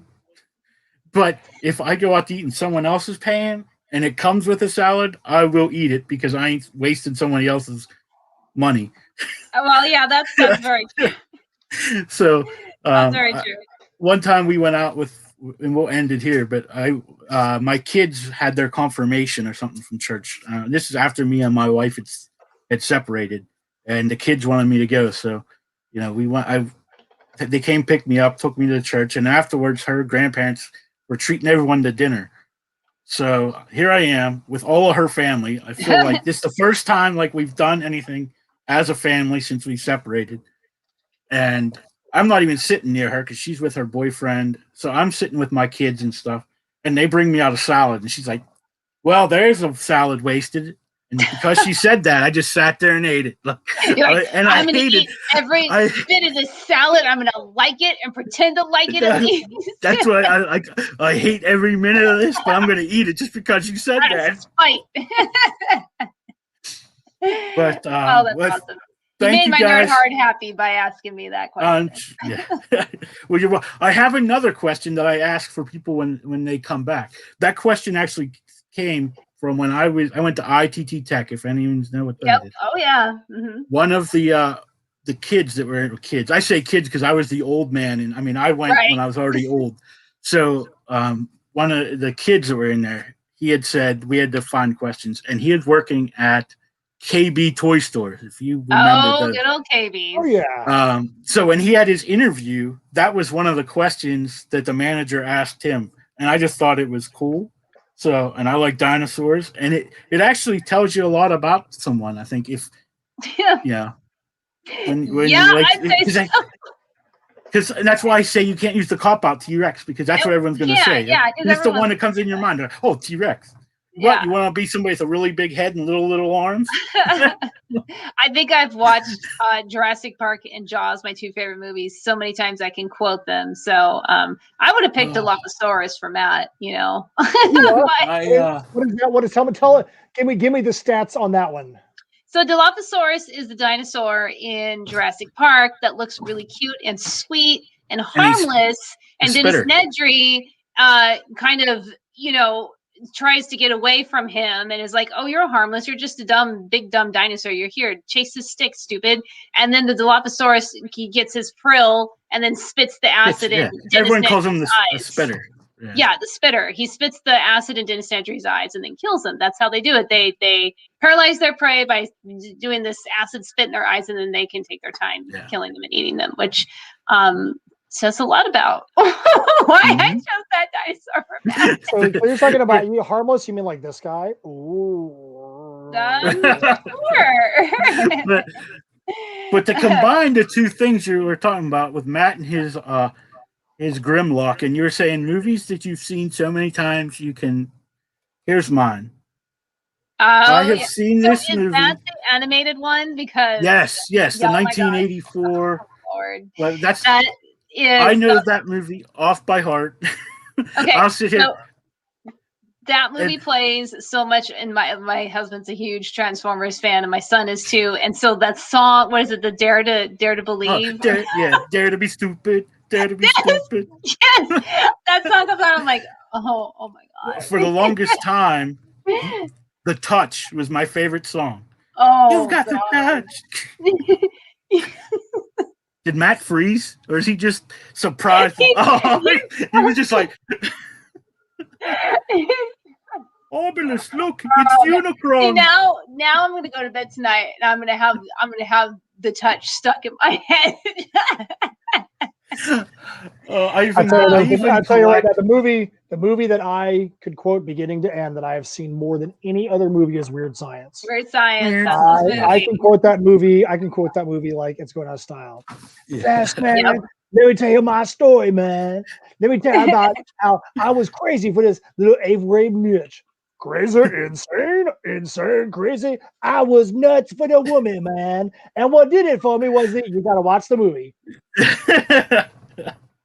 All right. With that, we're going to say goodnight. On that note,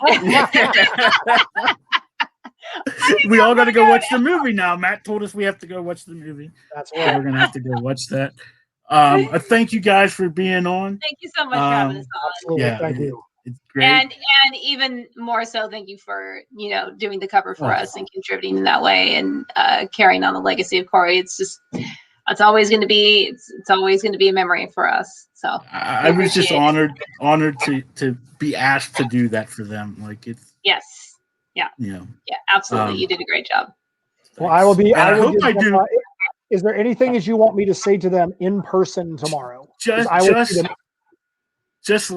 first of all, give them my condolences because I know what that's like. I know wasn't very shortly after everyone's telling me you have to get over it, you have to move on, and it's going on 2 years and it feels like it was yesterday. I know. Yeah. So I mean, you never move on from it. You don't, especially when you're that close to somebody. Like a part of you goes with them. I don't like Absolutely. Right now. I've been single for years. And it's like, why aren't you trying to find somebody else? I'm like, I can't. I mean, I love this person, even though they're not here anymore. It's not fair to me, to somebody else for me to try to love somebody else when I can't give them all of me. So I totally understand that. I have a few friends who have a friend who's, had a loved one, a spouse pass away and, years and years ago and is in a new relationship now. And the way that she described it, she says, you just love them differently. You you can't love them the same as you did, and it's just, you have to find a very special person to understand that, and know that there's this, it's not like it was a divorce or, a bad split. This is somebody that, tragically isn't here anymore. And so you just can't flip a switch and just not love them anymore. That's just not how it works. Yeah. I totally understand. So, I mean, I don't know words. I'm terrible at, that's probably why I don't write. Think that's great. I think that's great. Just, sending along condolences to the family is going to mean a lot to them, and I'm just, it makes me feel good that, I can do even a little bit to bring a little bit of happiness at this point, Yes. Something that, like you said, that they'll have forever, that they'll be able to remember them by. I mean, that's kind of, with Courtney, I have this shelf and I keep buying stuff for it. And people's like, why did you buy that stuff? I said, because that's what she liked. Like, I used to buy that stuff for her when she was alive. If I seen stuff, I knew she'd like it and I'd buy it. Well, I'm not going to stop that because, she's not here anymore. So I just keep buying her stuff. And it just, goes on the shelf, and it gives me a little bit of something I can look at and remember, certain things. And everybody has their own process, and it's those small things, and for his sister to say, I'm smiling so big right now, that may have been the first time that she smiled, and since this happened. So to know that you were able to do that for somebody is pretty cool.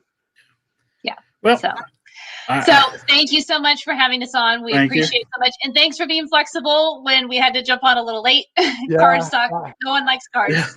Yep. And like I always tell everybody, anytime you want to come back, you don't necessarily need to be promoting anything. Yeah. We'd love to.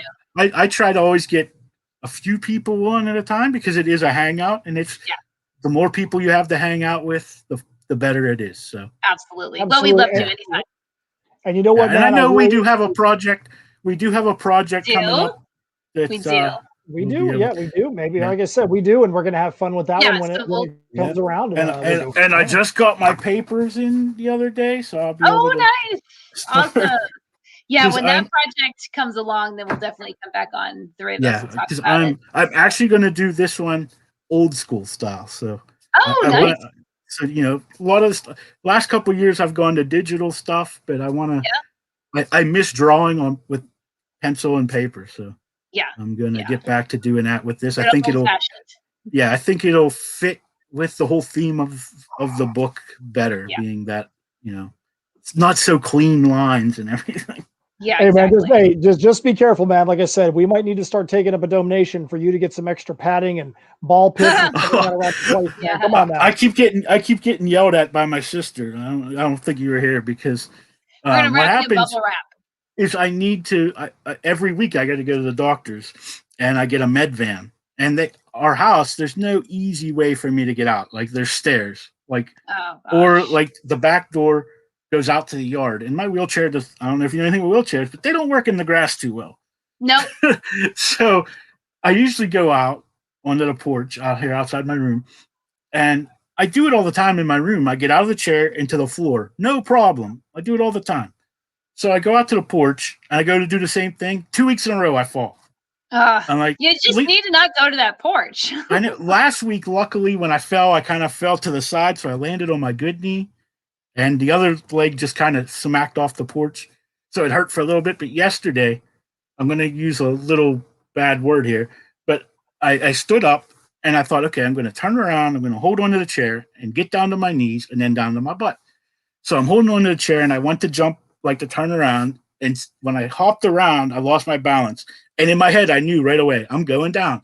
So I just yell, "Fuck!" It's louder, and bam! I mean, I dropped straight on it. And I just lay out there like, oh my God. So I called my sister, and she's in the house. I was like, you need to come and help me get down the stairs. I fell again. She's like, why don't you just call me to come help you? I was like, because I didn't know you were awake. Well, that you can't quite predict when you're going to fall. Yeah, hey, I think I'm going to fall in a few minutes. So could you come down? Yeah. So, so that's always fun. Guys, Trish, thanks to you and Mike for backing us, since you guys are hanging out in the chat right now. And thanks everybody else. And stay tuned for all the cool stuff we're going to do. Yep. Sounds good. All right, guys. Thank you. Let me try to kick you back. See you. All right, guys. This was another week of the Hooligan Alley Hangout. My great guests, Matt. I'm not Beyonce's dad, Knowles, and Steph Cannon, and their project, Heirs of Isildur versus Tales of Nocturnia. It's funding right now on Kickstarter. I'm sure the links are in the comment section, and I'll be sure to add them in the other places and have fun with that. Next week, be sure to tune in. I got to get my little notes because I'm old. We have two guests lined up to the Hangout. It's going to be Dustin Stab. I hope I'm pronouncing that right. He's part of the team over there making the Kira Prime book that's on Kickstarter right now. And Nicholas Collins is going to come back. He was with us last week, if you remember. His book is Book of the Demon Slayer, issue 2. And now that is launched on Kickstarter, he's going to be back so we can talk a little bit more about that issue 2 and hopefully get that a little bit closer to funding for him. And I really enjoyed our conversation last week. and I know next week's going to be just as good. So be sure you check that out. I haven't decided what book I'm going to review this week. I have a stack of them to go through, and we'll figure that out. But I'll let you know here in the next few days where I'm heading on that. So again, thank you for coming to the great Alley, the Hooligan Alley Hangout. My name is JW. Make sure you get out there and read some comics this week. Support some indie creators. And you know what? Just love each other. Thank you and have a good night.